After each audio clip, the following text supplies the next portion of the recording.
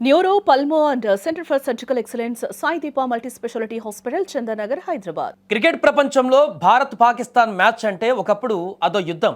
మైదానంలో ఆటగాళ్ల మధ్య చిచ్చు, గెలిస్తే దేశమంతటా పండగ, ఓడితే తీవ్రమైన ఆవేదన ఇవి ఉండేటివి. కానీ కాలం మారింది, లెక్కలు మారిపోయాయి. ప్రస్తుతం 2026 టీ20 వరల్డ్ కప్లో టీమిండియా ప్రదర్శన చూస్తుంటే పాకిస్తాన్తో మ్యాచ్ అంటే భారత్కి అది కేవలం ఒక సాధారణ ప్రాక్టీస్ సెషన్ లాగా కనిపిస్తుందని విశ్లేషకులు భావిస్తున్నారు. ఈ క్రమంలోనే పాక్ మాజీ క్రికెటర్ మహమ్మద్ అమీర్ చేసినటువంటి వ్యాఖ్యలు ఇప్పుడు క్రీడా లోకంలో హాట్ టాపిక్ అయ్యాయి. అసలు పాకిస్తాన్ను ఒక ప్రత్యర్థిగా టీమిండియా గుర్తించడం లేదని, ఆ జట్టును అస్సలు సీరియస్గా తీసుకోవడం లేదని అమీర్ కుండబద్దలు కొట్టినట్లుగా చెప్పారు. 90వ దశకంలో భారత్ ఆడుతున్నప్పుడు పాక్ అంటే ఒక భయం ఉండేదని, కానీ ఇప్పుడు పరిస్థితి తలకిందులైందని అమీర్ అభిప్రాయపడ్డాడు. టీమిండియా బౌలర్లు పాక్ వికెట్లు తీసినప్పుడు కనీసం సంబరాలు కూడా చేసుకోవడం లేదని, అంతకంటే పసికున్న జట్లపై గెలిచినప్పుడు ఎక్కువ జోష్ చూపిస్తున్నారని ఆయన ఎద్దేవా చేశారు. అంటే పాక్ వికెట్ పడడం భారత్కు పెద్ద విషయం కాదని, అది చాలా సహజంగా జరిగిపోయేటువంటి ప్రక్రియ అని భారత ఆటగాళ్లు భావిస్తున్నారని అమీర్ ఆవేదన వ్యక్తం చేశాడు.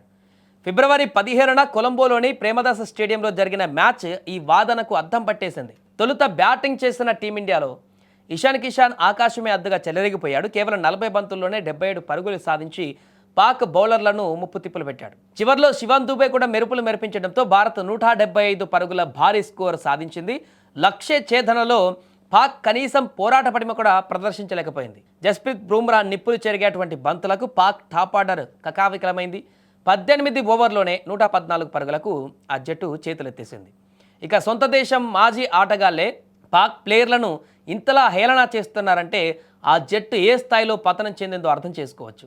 భారత్ సాధించిన ఈ 61 పరుగుల విజయం కేవలం ఒక గెలుపు మాత్రమే కాదు, దాయాదిపైన టీమిండియాను ఉన్నటువంటి తిరిగిలేని ఆధిపత్యానికి నిదర్శనంగా మారింది. 2007 నుంచి ఇప్పటి వరకు జరిగినటువంటి 9 మ్యాచ్లలో 8 సార్లు భారత్ గెలవగా పాక్ కేవలం ఒక్కసారి మాత్రమే గెలిచింది.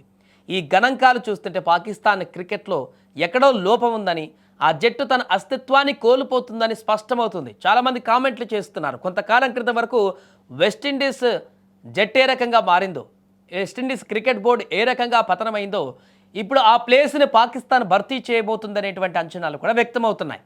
పాకిస్తాన్లో ఉన్నటువంటి క్రీడాకారులను పూర్తిగా పక్కన పెట్టేసి అక్కడ రాజకీయ ప్రమేయం పెరిగిన తర్వాత వచ్చినటువంటి జట్టు ఇప్పుడు పూర్తిగా పాకిస్తాన్ క్రికెట్ని అధపాతంలోకి తొక్కేటువంటి విధంగా మారిందంటూ కూడా చాలామంది అభిప్రాయాన్ని వ్యక్తం చేస్తున్నారు. ఏదేమైనా ఇప్పుడు భారత్లోనే కాదు, పాకిస్తాన్లో సొంత దేశంలో కూడా పాకిస్తాన్ క్రికెటర్ల పైన నమ్మకాన్ని కోల్పోతున్నారు.